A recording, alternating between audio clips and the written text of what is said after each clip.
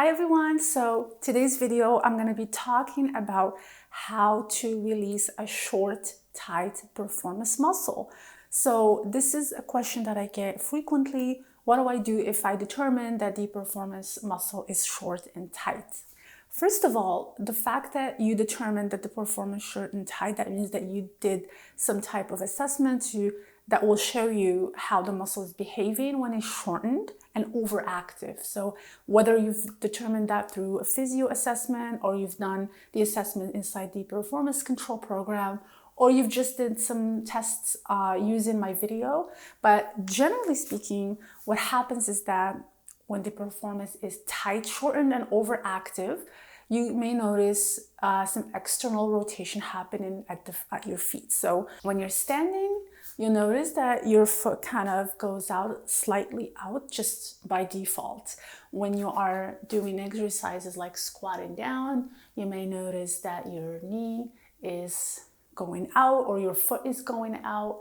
So those are signs that the piriformis is overactive. It's overworking, pulling your hip into that external rotation, because the piriformis is a hip external rotator. So if you notice that there's more dominant external rotation in any of your static posture or movements, that means that there could be a sign that this muscle is active. And you want to stand normally and notice if the foot of the impacted hip rotates externally. We don't want to fix anything here, we just want to observe.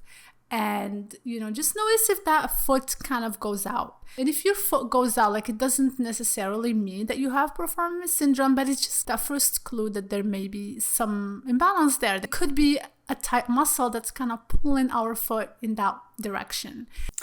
Because if we just keep stretching the muscle every day without first knowing if it's long or short, then we may all be overdoing stretches and lengthening the muscle more, causing more weakness at the hip level and more instability.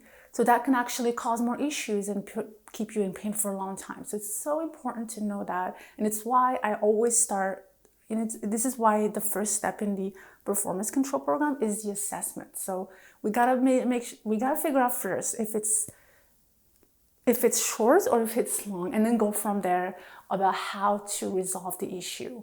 So the next step, because since this video is all about that you've already done that, you've done the work, you've determined that the muscle is short already. So now we get to actually releasing the muscle. The first step would be to use the massage ball and try to do some gentle releases. I do prefer the massage ball than using the foam roller when you're releasing the piriformis, because it's so important to control the pressure that you put on the muscle. When you are sitting on that foam roller, you're not able to, it's really hard to control the pressure. And from my own experience, it just kind of triggers more flare-ups. It can make the pain worse afterward.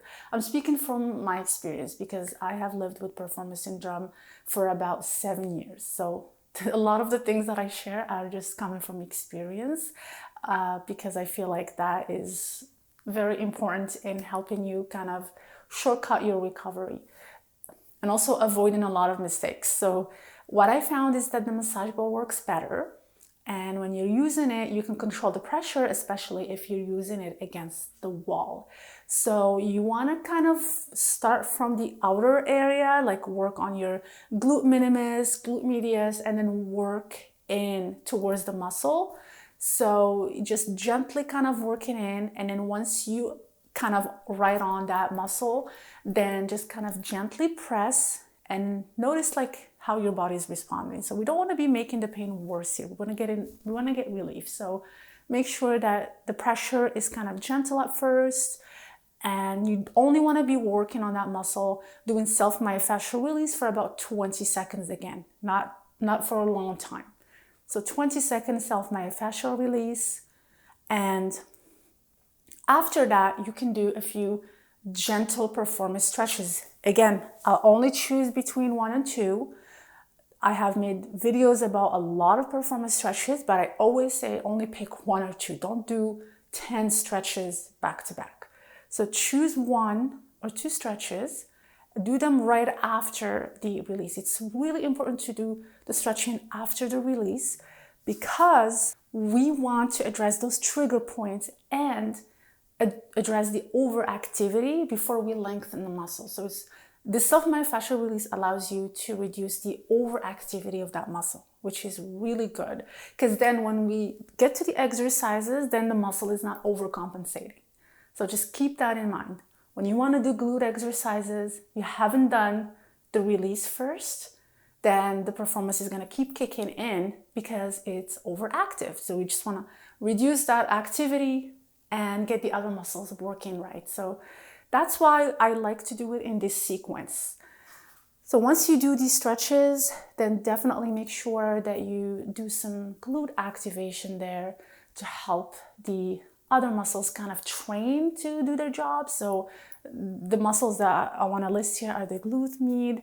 So my favorite exercise is just doing the lateral side, the lateral walks with the band. So just do some resistant band lateral walks. You can also do bridges. So you can do standing exercises or you can do on the floor exercises as long as you get those glutes engaged, and then you also engage the gluteus medius, which is that lateral or side glute muscle. So this is what I would recommend that you do if the performance is short and overactive. And of course, like we're just only talking about one muscle because the hip is so complex. There's many other muscles, and that's why in the performance control program we actually assess for everything else. We assess for the TFL, overactivity of the hamstrings, of the quads. So because the performance is just one muscle, it's just one piece. Many times it's not even the issue, like why it's spasming is because of something else. The next thing is posture. So really important when you're not stretching, you're not releasing, like what are you doing outside of that time? Just because the release and the stretching should only take you a few minutes, but then what do you do for the rest of the day to not exacerbate the condition, to not make it worse?